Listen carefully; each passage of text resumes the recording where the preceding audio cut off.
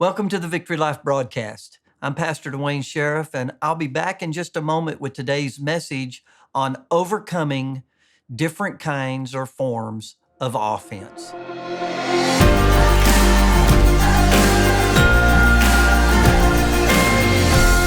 Welcome back. I'm excited about this, and I pray this will be a blessing to you. I have been sharing for weeks on the subject of offense and taking no offense. And in this session, I want to kind of wrap things up with just overcoming these different kinds of offense that I mentioned weeks ago. I shared with you how that there's three different types of offense. And just like Jesus taught that offenses will surely come, Luke chapter 17, we don't have to be overcome by them. We can be a people of great peace, live at peace with God, live at peace with our fellow man, have peace in our homes and our vocations. Psalms 119, 165 says, "Great peace have they that love thy law, and nothing shall offend them." Man, I still love that verse. Nothing shall offend them. I used to read that and go, where are these people that have this great peace and love God's law and nothing offends them? Man, for years, it just seemed like everybody I come in contact with was already offended and just took offense at every and anything. And I just don't want to be that guy. I just decided one day, I'm not sure where these people are, but I want to be one of those people. And so God has helped me to overcome offense. I used to be offended at any and everything, just like most of the people I come in contact with. But God has delivered me from all of that. He's taught me how to process an offense, how to forgive quickly, and how to deal especially with these three different kinds of offenses. I spent some time on this, so I won't teach on these kinds of offense, but rather now I'm going to counter how to overcome them. The first one was imaginary offense. And you may be laughing and thinking, man, who in the world sits around and just with their imagination gets offended? Thousands of people you probably know and relate with. We allow these vain imaginations to come into our minds and we get offended like King Saul. That was the first hour or first broadcast I spent time with you, and I shared with you how King Saul in 1 Samuel 18 took offense at David, and it was just in his head. David loved him. David was loyal to him. David honored Saul beyond comprehension in my natural mind. And yet Saul was angry at David. He wound up hating David, and that offense destroyed his life. He didn't process it. And it was all in his head. It was imaginary. Again, Naaman, the leper, could have allowed his imagination just to run with him, and he took an offense up after Elisha. And yet Elisha meant him no harm. Elisha told him how to get healed of leprosy. And if he'd allowed that offense to stay in his head, he would have gone home and died a leper.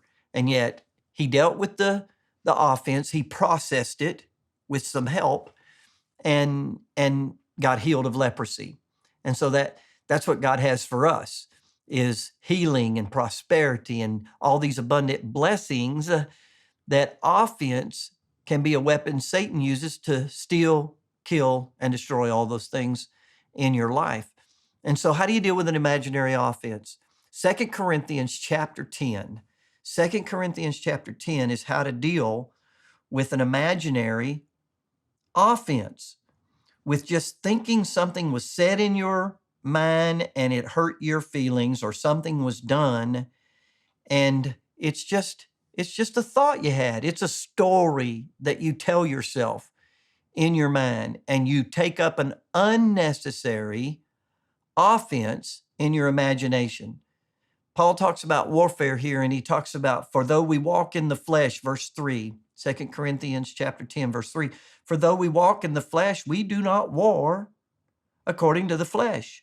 For the weapons of our warfare are not carnal, but mighty through God to the pulling down of strongholds. So God gives us these spiritual weapons to pull down these strongholds, casting down arguments and every high thing that exalts itself against the knowledge of God, and bring into captivity and bring every thought into captivity to the obedience of Christ.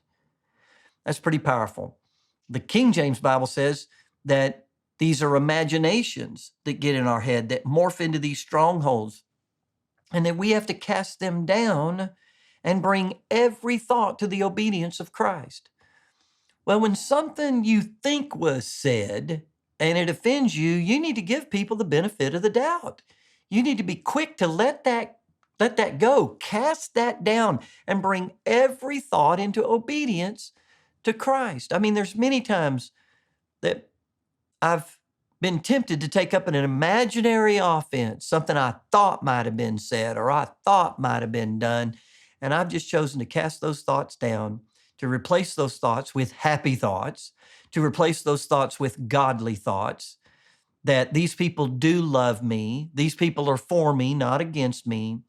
And again, this may sound so elementary and just ridiculous to some of you, but I deal with people every day, and I promise you, many people are carrying for years imaginary offense. The only way to deal with that is if I can't cast it down immediately, if I can't just love people unconditionally, if I can't just take upon me the form of a servant and use that as a defense against offense, then I just simply need to go to the people. I need to go to them and ask them. And I don't need to be mean or snarky or offended and impolite. I have gone to people many a time and said, look, something's bothering me. Did you say? Somebody else said they said, and it bothered me. And if I can't deal with it, I don't need to carry that for years. I don't need to wrestle with it. I need to cast it down with the Word of God. And if I'm struggling with that, I simply need to go to them and say, did you say this? And if you did say it, what'd you mean? Or did you do this? How many times have you gotten offended? Be honest. How many times have you gotten offended and it's because you thought somebody did something? Well, this happens in marriage all the time. I thought you said, I thought you meant, I thought you did, or I thought you didn't do, and it offended me. And so you just have to learn to, if you can't deal with it in your prayer closet, if you can't allow Jesus, the gardener of the new creation, the gardener of the new covenant, if you can't guard your heart and you haven't disciplined yourself enough to really guard your heart and keep that stuff out, or allow Jesus in to help kick it out, then you just need to go to people and you need to be nice. You need to be kind, and you just need to ask, hey, did you say this? Did you do this? I remember one time I had to ask some people, are you trying to offend me? Do you want to offend me? Man, there's some things that happen to us. We think people really are against us, and they're not. And they're not. So that's imaginary offense. Then there's accidental offense. We just live in a fallen world. We make mistakes. People are not perfect. You're not perfect. I'm not perfect. There's no two perfect people married. There's no two perfect people in a corporation and in the workplace. And so we misspeak, we misstep, and it's just an accident. There's no ill will there. There's no intent to hurt. And I really believe this is a lack of love in most Christians' hearts and a lack of understanding love. 1 Peter chapter 4, verse 8 says, love covers the multitude of sins. And Peter is quoting Proverbs when he talks about how love covers a multitude of sins. Now, I'm not talking about the third offense, actual offense. I'm talking about accidental offense. Somebody said something and they didn't mean it, and you know they didn't mean it the way you took it. But if you let the devil and you yield, you could twist it and you could take offense at it, but they didn't mean anything by it. Those are accidental offenses, and they go on every day. And we need to have enough love in our heart, shed abroad in our heart by the Holy Spirit, Romans 5:5, to simply sow mercy to people. I don't know what you need, but I need mercy. If you accidentally offended me, I would laugh and sow mercy because I know I'm going to need it down the road.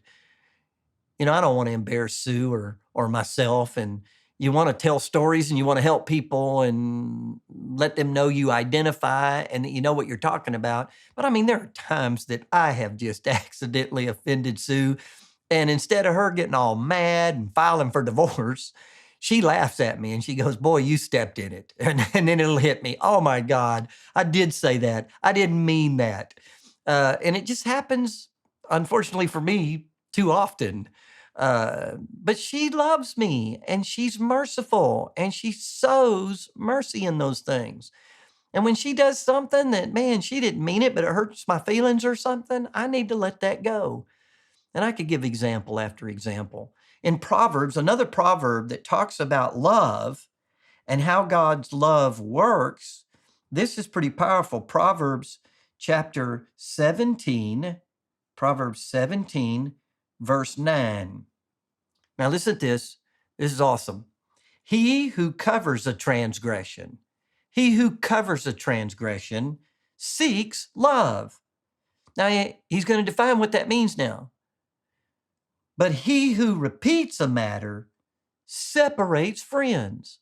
So he's not talking about love is a cover-up when it comes to sin. And if we're going to love people, we have to participate in some cover-up. He's talking about, what does it mean that love covers the multitude of sins? Love doesn't embarrass other people. It doesn't hold things against people and tell others the mistakes of others.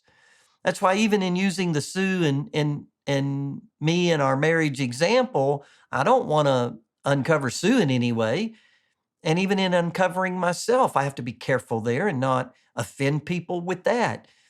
Man, love seeks to cover a transgression, not cover it up, but deal with it, let it go, not hurt people with what they did to you. I've seen people that took an offense up that was accidental. The person didn't mean it, but then they'll take that offense and go hurt other people with it instead of covering in love.